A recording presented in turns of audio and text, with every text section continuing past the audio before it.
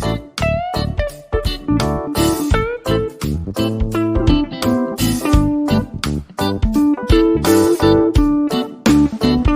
Everyone, management मंत्रा के इस video में आप पढ़ेंगे फीचर्स ऑफ बिजनेस एनवायरनमेंट या बोला जाए तो कैरेक्टरिस्टिक्स ऑफ बिजनेस एनवायरनमेंट, जो कि दोनों ही विशेषता बताता है बिजनेस एनवायरनमेंट की।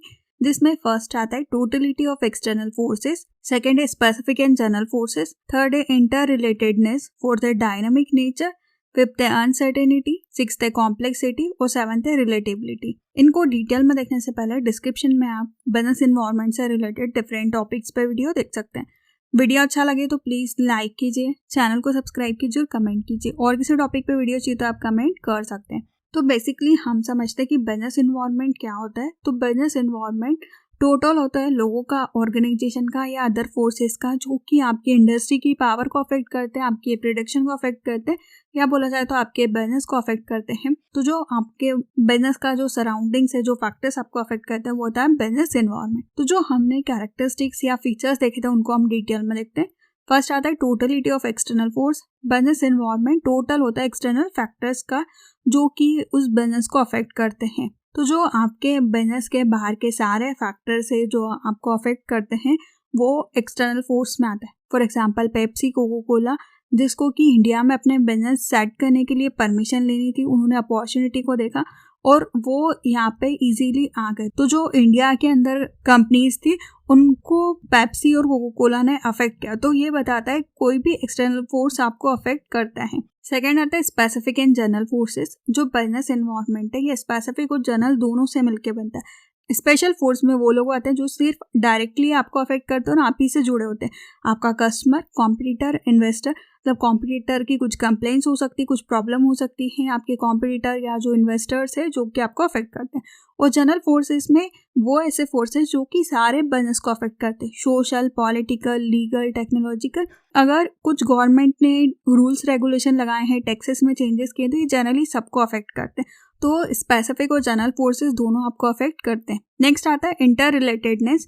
बहुत सारे एलिमेंट होते हैं बिजनेस एनवायरनमेंट के जो कि एक दूसरे से रिलेटेड है। फॉर एग्जांपल हम बात करें कि अगर लोगों में अवेयरनेस इंक्रीज हुई है हेल्थ के लिए, लोग ज़्यादा हेल्थ कॉन्शियस हुए हैं, तो उनकी हेल्दी प्रोडक्ट की डिमांड इंक्रीज हो जाएगी, like diet coke, olive oil या healthy cooking oil, sugar free products. तो ये क्या एक दूसरे से रिलेटेड है। उनकी अवेयरनेस इंक्रीज हुई तो वैसे प्रोडक्ट्स की डिमांड इंक्रीज हो गई। नेक्स्ट आता है डायनामिक नेचर। जो बिजनेस एनवायरनमेंट है इसका जो नेचर है वो डायनामिक है, क्योंकि चेंजेस कंटिन्यूसली होते हैं और उन चेंजेस को आपको भी आपके बिजनेस में कंटिन्यूसली इन्वॉल्व करना होगा। फॉर एग्जाम्पल जैसे कि अगर हम बात करें एफएमसीजी कंपनी की, जब पतंजलि मार्केट में एंटर हुआ तो एफएमसीजी कंपनीज को लगा कि उनको भी नेचुरल चीज़ों से बने हुए प्रोडक्ट्स को बनाना चाहिए, नेचुरल इंग्रेडिएंट से बने चीज़ों को बनाना चाहिए, ताकि लोग उसको ज़्यादा खरीदते हैं। जो कंटिन्यूसली चेंजेस हुआ उसकी वजह से आपको भी चेंजेस करने होंगे।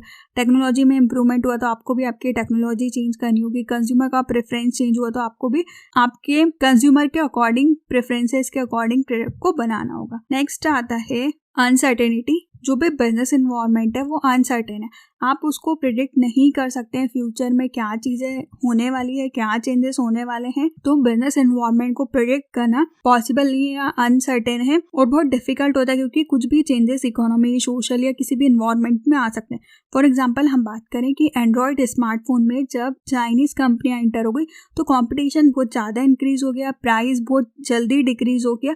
तो ये जो इंडियन मार्केट था उनके लिए बहुत अनसर्टेन था, लाइक माइक्रोमैक्स, लावा, उन कंपनीज के लिए ये बहुत अनसर्टेन मार्केट हो गया था। नेक्स्ट आता है कॉम्प्लेक्सिटी। बहुत सारे फोर्सेस है जो कि बिजनेस एनवायरनमेंट को अफेक्ट करते हैं और ये डिफिकल्ट होता है कि आप उन सारे फोर्सेस को जान सके कि वो किस तरीके से रिलेटेड है आपके बिजनेस से और वो कैसे अफेक्ट करते हैं। तो हर टाइम आप जान नहीं सकते हैं कि प्रोडक्ट की डिमांड में कितना चेंज होगा और सोशल, पॉलिटिकल या टेक्नोलॉजिकल फैक्टर्स या फोर्सेस कैसे चेंज हो रहे हैं। फॉर एग्जाम्पल कि अगर गवर्नमेंट ने टैक्सेस की रेट को इंक्रीज कर दिया है 10% से, तो इससे क्या हुआ कि आपके प्रोडक्ट के प्राइस भी इंक्रीज हो गए, लोगों की डिस्पोजल इनकम कम हो गई क्योंकि वो हर जगह टैक्स पे करने लग गए।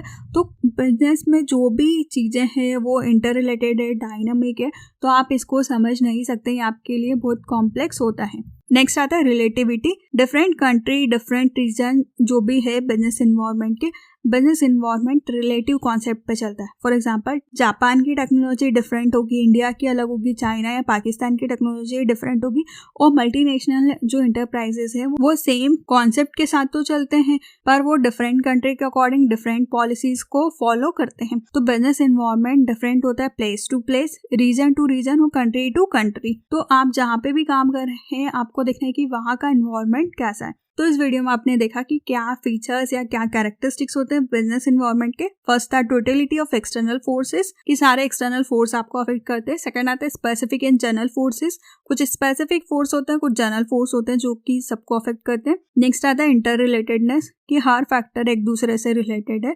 नेक्स्ट है डायनामिक नेचर, की हर चीजें कंटिन्यूअसली चेंजेस लाने की जरूरत है। फिफ्थ है अनसर्टेनिटी, कि आप चीजों को प्रिडिक्ट नहीं कर सकते हैं। और सिक्स्थ है कॉम्प्लेक्सिटी, की बिजनेस इन्वायरमेंट को समझना जानना कॉम्प्लेक्स होता है। और लास्ट आता है रिलेटिविटी, कि हर चीजें place to place country to country different होती है।